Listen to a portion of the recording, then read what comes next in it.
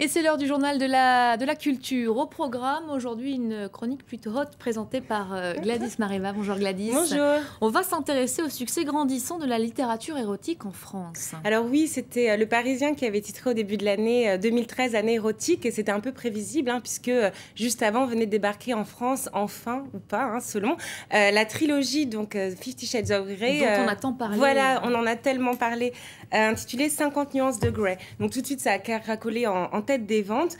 Alors, donc on en reparle rapidement. Donc livre de cette Britannique E.L. James, présenté comme du mummy porn, donc du porno pour maman, écrit par des mamans. Et c'est aussi ce qui popularise le BDSM, acronyme pour bondage, sadomaso, domination.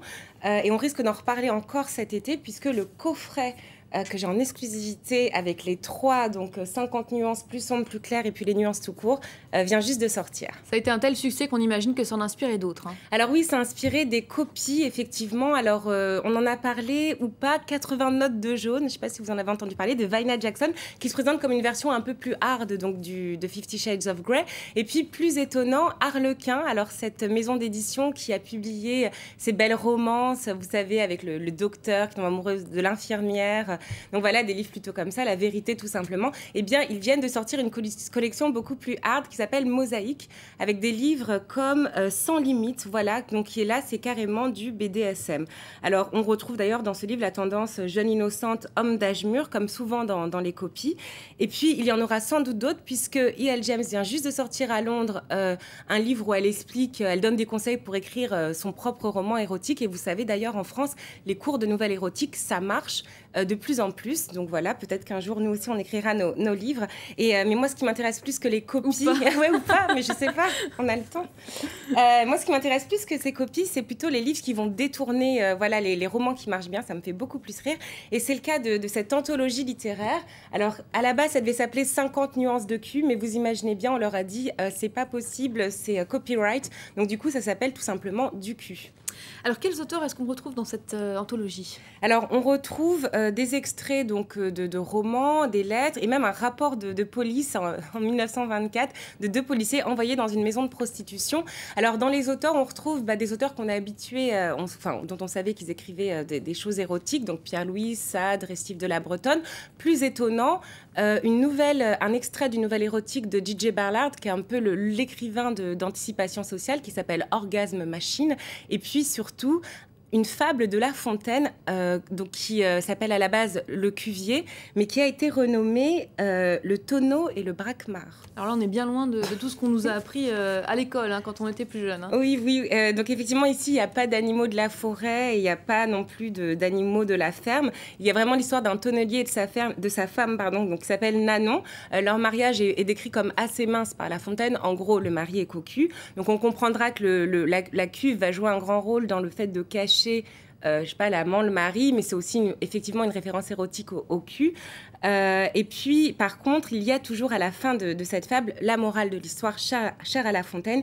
Ici, c'est « Soyez amants, vous serez inventifs ». Alors, La Fontaine, Joyce, on est vraiment loin de 50 Shades of Grey, là. Oui, effectivement, il y a aussi, vous l'avez dit, une lettre de Joyce qui s'appelle « Lettre à Nora ». On est très loin de 50 Shades of Grey. Vous savez, en France, nous, on aime plutôt...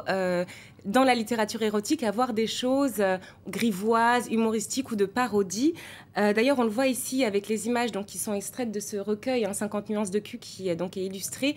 On va dans l'onirisme, dans la science-fiction. On a besoin d'avoir un peu plus d'inspiration. Et c'est vrai que le texte de E.L. James est un peu terre à terre, avec une économie de langage.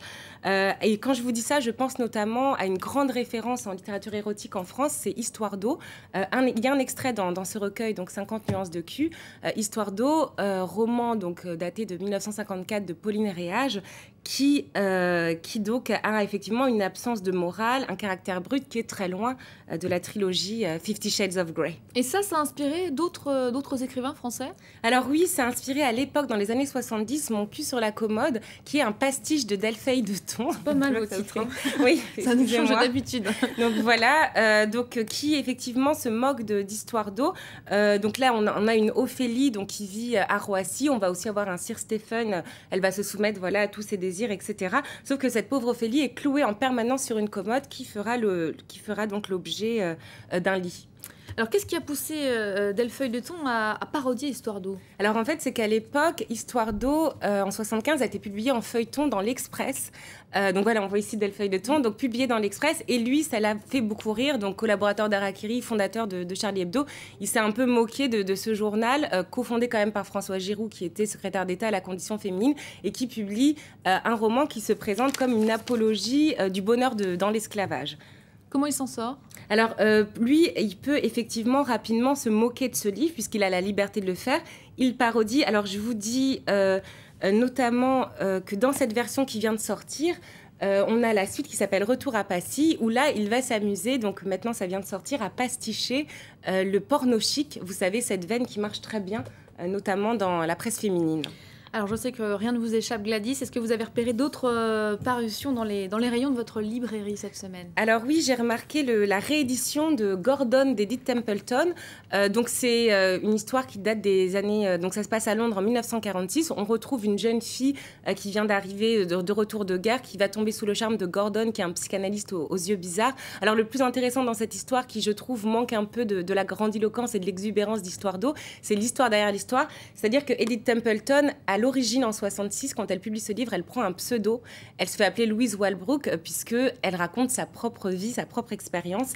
Et donc, aujourd'hui, et donc c'est seulement en 2003 qu'elle le publie sous son vrai nom. À l'époque, elle a 87 ans, ce qui lui permet d'avoir une belle notoriété 3 ans avant sa mort. Alors, on va plus vous voir pendant 2 semaines pour cause de Festival de Cannes. Oui. Pas de chronique littéraire jusqu'au 30 mai, donc. Un dernier conseil de lecture, justement, avant vos vacances? Alors oui, un conseil de lecture qui va servir à tous ceux qui s'intéressent au cinéma aussi, puisqu'il s'agit des Confessions. Alors, de Scotty Bowers. Il est assez âgé, il a 89 ans, et il a été barman privé à Hollywood dans les années 60.